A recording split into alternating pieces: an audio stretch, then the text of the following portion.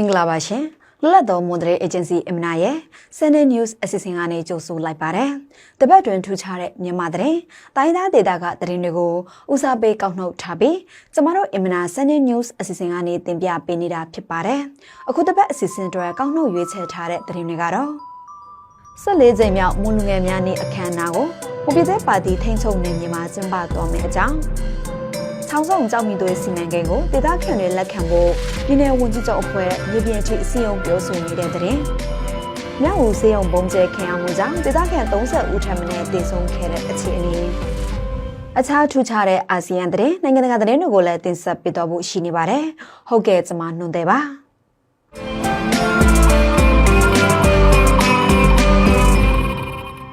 ဟုတ်ကဲ့ပါဥပမာဆုံးပြောပြပေးမယ်တဲ့ရတော့လာမယ့်ဒီဇင်ဘာလ28ရက်နေ့မှာကြာရောက်တဲ့14ကြိမ်မြောက်မွန်လူငယ်များနေ့အခမ်းအနားကိုမွန်ပြည်သက်ပါတီထိန်းချုပ်နယ်မြေရေးချောင်းဖျားဒေသပနန်းပုံရွာမှာကျင်းပသွားမှာဖြစ်ပါတယ်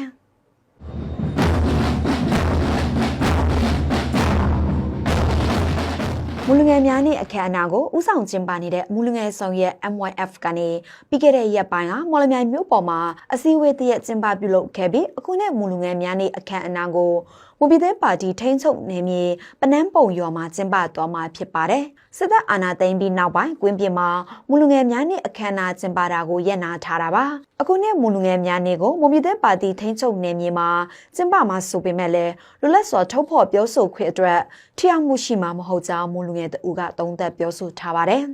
အဲ့ဒီအခမ်းအနားကိုဘယ်လိုကျင်းပသွားမယ်ဆိုတာကိုမူလူငယ်ဆောင်ရဲ့ MYF အဖွဲ့တာဝန်ရှိသူတွေထံလွတ်လပ်သောမွန်သတင်းအေဂျင်စီကအဆက်အသွယ်မြင်မြန်ထားပေးမယ်လေပြန်လည်ဖြေကြားတာမရှိပါဘူးမူလူငယ်များနေ့အခမ်းအနားကိုမူလူငယ်တွေအကြားသွေးစည်းညီညွတ်မှုအင်အားကိုမြင့်တင်ဖို့နဲ့မျိုးချစ်စိတ်သက်ရှင်သန်နှိုးစားလာစေဖို့ရည်ရွယ်ပြီးမူလူငယ်ဆောင်ရဲ့အဖွဲ့ကနေဦးစီးပြီးနှစ်စဉ်ဒီဇင်ဘာလ28ရက်နေ့မှာကျင်းပလာခဲ့ပါတယ်ပြီးခဲ့တဲ့1946ခုနှစ်ဒီဇင်ဘာလ28ရက်နေ့က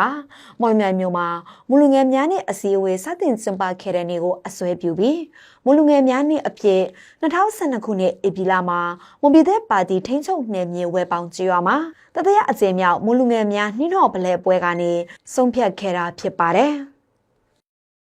အခုနဲ့14ကြိမ်မြောက်မွန်လူငယ်များနေ့အခမ်းအနားကိုမလေးရှားရောက်မွန်လူငယ်အများစုတို့ကလည်းမလေးရှားနိုင်ငံမှာကျင်းပသွားမှာဖြစ်ကြောင်းသိရပါတယ်ရှင်။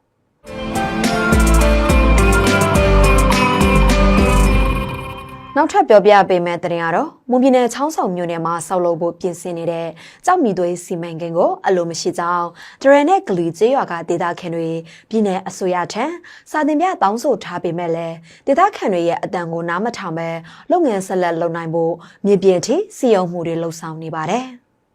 တရန်နဲ့ဂလူကျေးရွာအကြားကြောက်မီသွေးစီမံကိန်းဆောက်လုပ်ဖို့ပြီးခဲ့တဲ့2024ခုနှစ်ဇွန်လကစပြီးမြေဧကရာနဲ့ချီဝယ်ယူခဲ့တဲ့နောက်အဲ့ဒီစီမံကိန်းကိုဒေသခံတွေကကက်ကွက်ခဲ့ပြီးချောင်းဆောင်တန်ကတော့အဖွဲ့တစ်ဖွဲ့ကဦးဆောင်က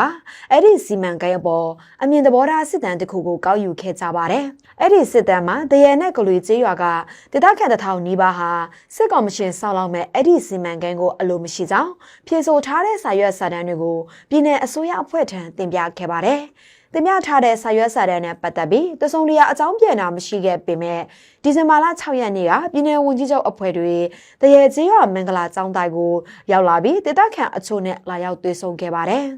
တွေ့ဆုံပွဲမှာဒေသခံတွေရဲ့အမြင်နဲ့သဘောထားကိုဆွေးနွေးတာမရှိပဲ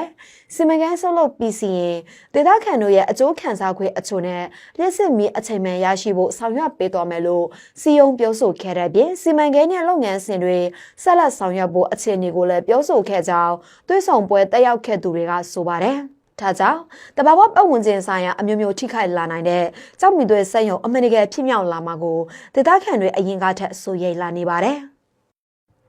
အဲ့ဒီစီမံကိန်းကို2023ခုနှစ်ကစတင်အကောင့်ထဲပေါ်နေပြီးတရေကနေတောင်စွန်းကျေးရွာသို့ဆက်သွယ်မဲ့ကလွေရွာရှောင်းလန်း8282ပေမြေသွားလန်းနဲ့ကြောက်ရောမြေကဝန်ခင်းတဲ့လုပ်ငန်းကိုဆောင်ရွက်ပြီးစီးနေပြီဖြစ်ကြောင်းသိရပါတယ်ရှင်။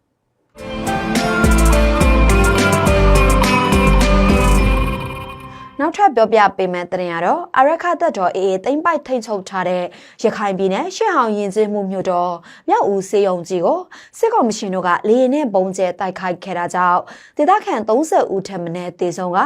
80ဦးကျော်ဒဏ်ရာရရှိခဲ့ပါတယ်။ ပြီးခဲ့တဲ့ဒီဇင်ဘာလ10ရက်နေ့အပြည်ပြည်ဆိုင်ရာလူအခွင့်အရေးနဲ့နနက်9နာရီအချိန်ခန့်မှာစစ်ကောင်ရှင်တို့ကလေရင်နဲ့ပေါင်900ဘုံနှလုံးကျဲချတိုက်ခိုက်ခဲ့တာဖြစ်ပါတယ်။လေရင်နဲ့ဘုံကျဲချခဲ့မှုကြောင့်စေယုံမှာစစ်ကူတောင်းမှုခံယူနေရတဲ့အမျိုးသား16ဦးအမျိုးသမီး18ဦးသေဆုံးပြီးတရားရသူ80ကျော်ထဲမှာတရားအပြင်းထန်ရရှိထားတဲ့သူတွေလည်းရှိကြောင်းသိရပါတယ်။အခုလေကြောင်းတိုက်ခိုက်မှုဟာအဆိုးဝါးဆုံးအစုလိုက်အပြုံလိုက်တပ်ဖြတ်မှုဖြစ်ပြီးသေဆုံးသူအရေအတွက်ထပ်တိုးလာနိုင်ကြောင်းဒေသသတင်းအရင်းမြစ်တို့ကဆိုပါတယ်စစ်ကောင်စီရဲ့လေကြောင်းပုံကျဲမှုတွေနဲ့လူခွေရေးချိုးဖောက်မှုတွေဆက်ရှိနေတာကိုစိုးရိမ်တဲ့အကြောင်းနိုင်ငံတကာတန်ရုံးအချို့ကကြေညာချက်အတီးတီးထုတ်ပြန်တဲ့လူခွေရေးနေမှာပဲလူအစုလိုက်အပြုံလိုက်တည်ဆုံတဲ့တိုက်ခိုက်မှုကိုလှုံ့ဆော်ခဲ့တာဖြစ်ပါတယ်ရှင်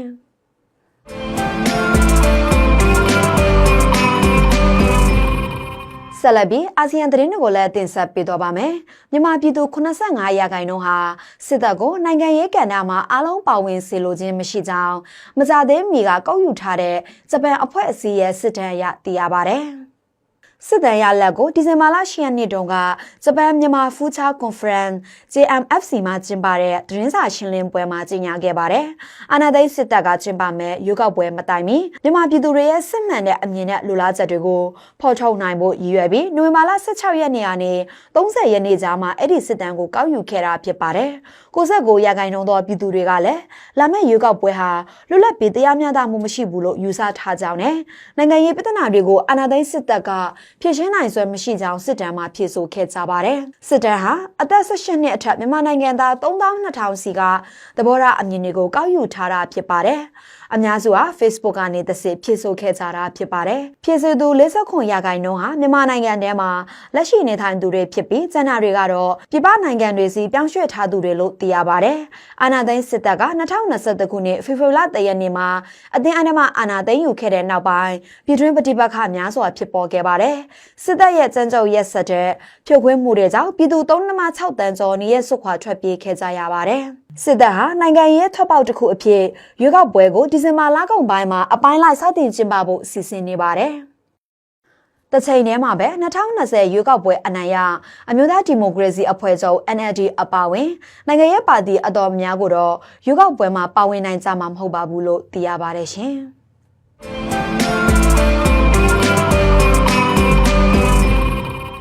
ဆက်လက်ပြီးနိုင်ငံတကာသတင်းတွေကိုလည်းတင်ဆက်ပေးတော့ပါမယ်။လူငယ်တွေကိုလူမှုကွန်ရက်မီဒီယာသုံးစွဲခွင့်ပိတ်ပင်တဲ့ကမ္ဘာပထမဆုံးဥပဒေဟာဩစတြေးလျနိုင်ငံမှာစတင်အသက်ဝင်လာခဲ့ပါတယ်။ပြီးခဲ့တဲ့ဒီဇင်ဘာလ10ရက်နေ့မနက်ကစလို့နိုင်ငံအနှံ့မှာရှိနေတဲ့အသက်16နှစ်အောက်အရွယ်တွေရဲ့ Facebook, Instagram, Threads, X, YouTube, Snapchat, Reddit, Twitter နဲ့ TikTok တို့လိုလူမှုကွန်ရက်မီဒီယာအကောင့်တွေက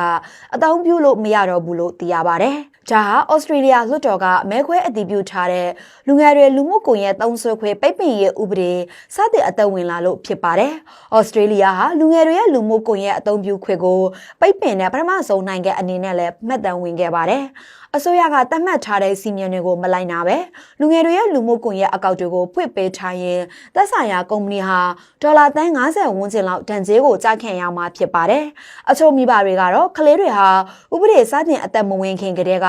VPN တွေကိုအသုံးပြုပြီးအကောင့်တွေဘယ်လိုဆက်လက်အသုံးပြုနိုင်မလဲဆိုတဲ့ဥပဒေလက်တလုံးချနည်းလမ်းတွေကိုသင်ယူတက်မြောက်ခဲ့ကြပြီးဖြစ်တယ်လို့ပြောပြခဲ့ပါတယ်။အချို့မိဘတွေကတော့ကလေးတွေကိုလူမှုကွန်ရက်သုံးစွဲခွင့်ပိတ်ပင်မှုကိုသဘောမကျပဲကိုယ်တိုင်ကအကောင့်မှတ်ပုံတင်ထားတဲ့အသက်ပြောင်းလဲတွေလုပ်လို့ရအောင်ကူညီပေးခဲ့တယ်လို့အတည်ပြုခဲ့ပါတယ်။လူငယ်တွေဟာလူမှုကွန်ရက်တွေအပေါ်အလွန်ကြိုမိခိုလာပြီးပုံမှန်ဖွံ့ဖြိုးမှုတွေမှာနောက်ကျလာနိုင်တယ်လို့ယုံကြည်တာကြောင့်အသက်16နှစ်အောက်အရွယ်တွေကိုသုံးစွဲခွင့်ပိတ်ဖို့အစိုးရကဆုံးဖြတ်ခဲ့တာပါ။ဩစတြေးလျရဲ့ဥပဒေသစ်ဟာအငင်းပွားစရာတွေဖြစ်ခဲ့တယ်လို့အခြားနိုင်ငံတွေရဲ့ခရီးဒီဇိုင်းစောင့်ကြည့်မှုမြင်ညာမှုတွေကိုလည်းခံခဲ့ရပါတယ်။မလေးရှား၊ဒိန်းမတ်နဲ့နော်ဝေးအစိုးရတွေကလည်းအလားတူဥပဒေမျိုးကိုကျင့်သုံးနိုင်ဖို့စဉ်းစားပြင်ဆင်နေကြောင်းအတည်ပြုပြောကြားထားပါတယ်ရှင်။